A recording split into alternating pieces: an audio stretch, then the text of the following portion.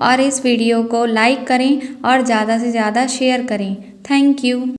मेरे बेटे की शादी मैंने बहुत मुश्किल से की थी। वो एक लड़की से प्यार करता था, लेकिन मैं नहीं चाहती थी कि उसकी शादी उसी लड़की से हो। मैंने उसे बहुत समझाया और उसकी शादी गांव की एक सीधी सादी लड़की से करवा दी। लड़की का नाम सुधा है। मुझे पता था कि वो लड़की मेरे बेटे और इस घर के लिए बहुत अच्छी है, इसीलिए मैंने उस लड़की से मेरे बेटे की शादी करवा दी। सुधा हमारे घर में आई। लड़की घरेलू थी, वह बड़ों का सम्मान और घर का काम करती थी। अभी शादी को 10 दिन ही हुए थे, लेकिन मुझे लगने लगा कि मैंने अपने बेटे की शादी इस लड़की से करवाकर बहुत अच्छा किया है। मेरा बेटा राजीव भी खुश ही लग रहा था, लेकिन उस रात के बाद मेरी यह सोच बदल गई। एक रात करीब 2 बजे मेरे बेटे के कमरे से चीखने की आवाज़ें आने लगीं।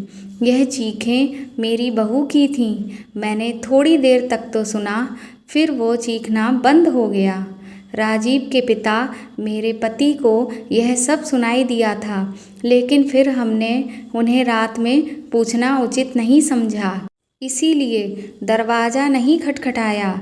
सुबह मेरी बेटी भी बोल रही थी कि मम्मी, रात को कौन चीख रहा था। मैंने उसकी बात काट दी, कहा कि कोई नहीं, शायद कोई बाहर से चीख रहा था। मेरी बहू का स्वभाव उस दिन से बिल्कुल बदल गया। वो सारा दिन चुप रहने लगी थी। मैंने सोचा शायद पति पत्नी के बीच की कोई बात होगी, इसीलिए मैंने कुछ भी नहीं पूछा। अगली रात फिर 2 बजे वही हुआ। मेरे बेटे के कमरे से फिर से चीखने और रोने की आवाज़ें आने लगीं। इस रात वो आवाज़ करीब 10 मिनट तक चलती रही। मेरी बेटी उठ गई और उसने हमारे कमरे का दरवाज़ा बजाया। मैंने दरवाज़ा खोला, देखा तो वो बहुत डरी हुई थी। मेरी बेटी बोली, मम्मी, यह सब क्या है? भाभी रोज़ रात को रोती और चीखती क्यों हैं? आखिर क्या होता है? कमरे के अंदर चलो, अभी दरवाज़ा खुलवाते हैं। मैं दरवाजे के पास जाने लगी तो मेरे पति ने मुझे रोक लिया। कहा कि रुको, अभी बात मत करो, कल सुबह दोनों से बात करते हैं। उस रात को मेरा सोना बहुत मुश्किल हो गया था। सुबह मेरी बहू जल्दी उठकर घर के काम में लग गई। मैं सुबह अपने बेटे के कमरे में गई। मैंने उससे पूछा, क्या बात है? रात को बहू रोती क्यों है? चीखने चिल्लाने की आवाज़ें क्यों आती हैं? उसका चेहरा पूरी तरह से उतरा हुआ था। वह बोला, कुछ नहीं। उसकी बातों से और आँखों से साफ दिखाई दे रहा था कि वो कुछ छिपा रहा है। उन्होंने भी उससे पूछा, लेकिन वो कुछ नहीं बोलकर घर से बाहर चला गया। मैंने मेरी बहू से पूछा, वो कुछ काम कर रही थी। उसको देखकर ही ऐसा लग रहा था कि जैसे रात में वह ठीक से सोई नहीं है। आंखें साफ बता रही थीं। मैंने उससे पूछा, क्या हुआ? तुम रात को रो क्यों रही थीं? वो बोली, रो रही थी? कब? नहीं, मैं तो सो रही थी और मुझे तो कोई भी आवाज़ नहीं आई। आप क्या बात कर रही हैं मम्मी जी? उस कमरे में ऐसा क्या हो रहा था, यह बात या तो मेरी बहू जानती थी या फिर इस बारे में मेरा बेटा जानता था, लेकिन दोनों ही कुछ नहीं बता रहे थे।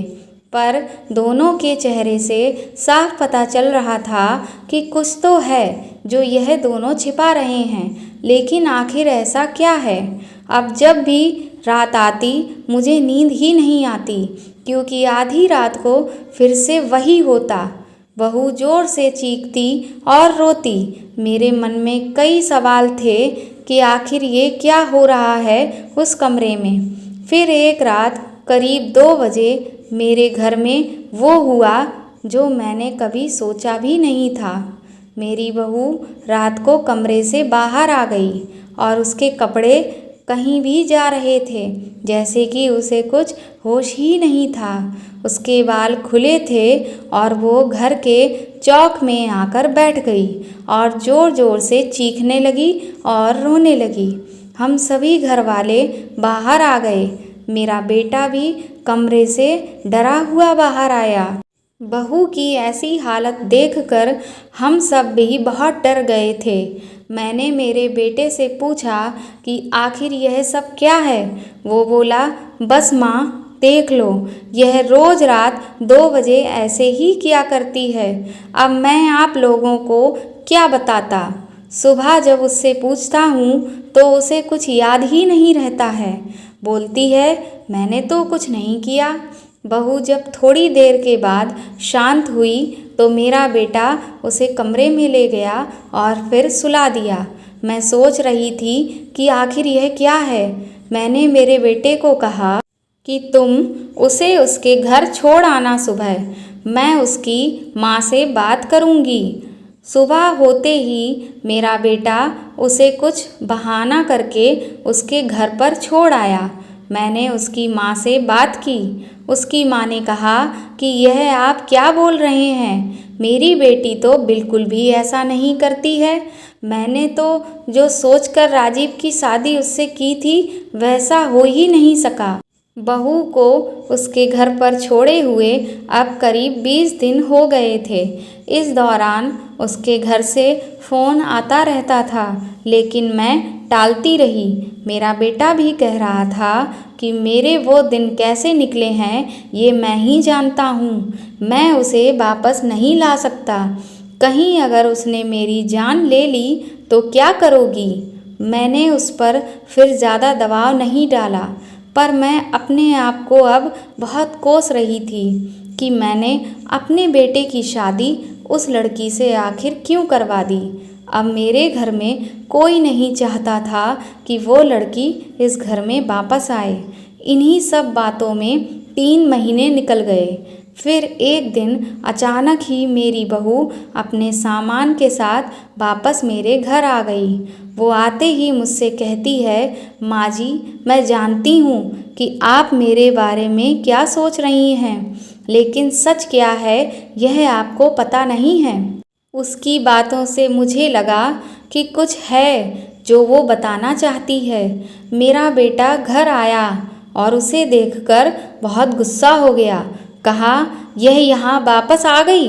मैं अब यहाँ इस घर में नहीं रह सकता और मैं जा रहा हूँ।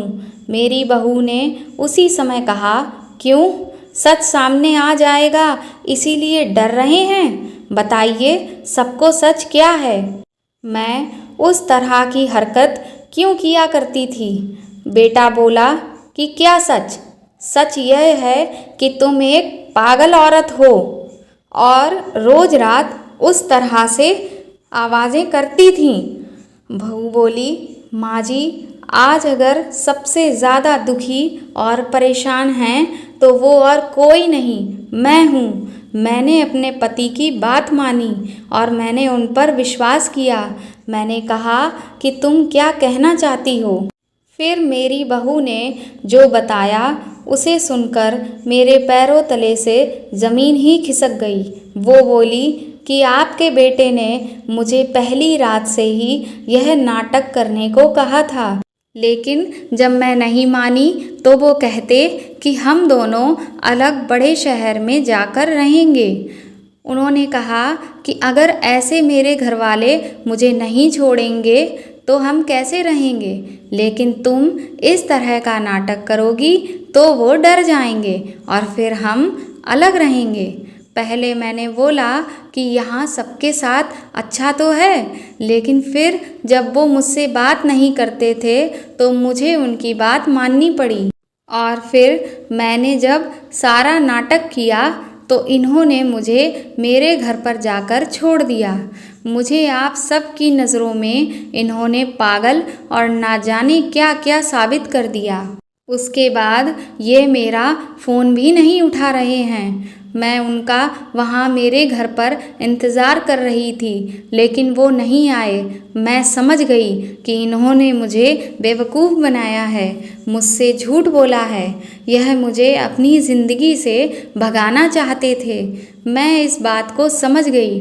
अब मैं खुद ही इनसे दूर चली जाऊंगी, लेकिन मैं चाहती थी कि सच आप सभी के सामने आ जाए। मुझे बहू की बातों पर पूरा विश्वास हो गया था। मेरा बेटा बोला, तुम्हें इसे रखना है तो रखो। मेरी शादी तुमने उससे नहीं होने दी जिससे मैं चाहता था, और इस गांव की लड़की से करवा दी। मैं चाहता था कि यह भी यहाँ से चली जाए। तुम परेशान हो और सोचो कि यह मैंने क्या किया। अब भी मैं इसे अपनी पत्नी नहीं मानता। मैंने मेरे बेटे को कहा कि बेटा, तुझे इस घर में रहना है या नहीं, इसका फैसला तू कर ले। मेरी बहू इस घर में ही रहेगी, और जो इसे इसका हक और इज्जत नहीं देगा वो इस घर में नहीं रह सकता। तू इस तरह की साजिश कर सकता है, वो भी सिर्फ अपनी माँ से बदला लेने के लिए। एक भोली लड़की को कुछ भी करने को कह सकता है। पर बेटा, जरा तू सोच, तूने इसे जो करने को कहा इसने किया। ना तो इसने अपने बारे में और ना ही किसी और के बारे में कुछ भी इसने सोचा, सिर्फ तेरा सोचा। सोच, ऐसी पत्नी तुझे कहाँ मिलेगी। तू बहुत बड़ा अभागा है रे, जो इस लड़की को छोड़ेगा। मैं बहुत खुश थी। मैंने अपने बेटे के लिए हीरा चुना था, लेकिन शायद मेरा बेटा ही उसके लायक नहीं था। मैंने मेरी बहू को प्यार से गले लगाया। मेरा बेटा भी कहीं नहीं गया। थोड़े समय तक ज़रूर नाराज़ रहा, लेकिन मुझे पता था कि उस लड़की से कोई प्यार किए बिना कैसे रह सकता था। आखिर धीरे धीरे सब ठीक होने लगा। दोस्तों, आपको यह कहानी कैसी लगी हमें कमेंट करके ज़रूर बताएं, और अगर आप मेरे चैनल पर नए हैं तो इसे सब्सक्राइब करें, वीडियो को ज़्यादा से ज़्यादा शेयर करें और लाइक करें। Thank you.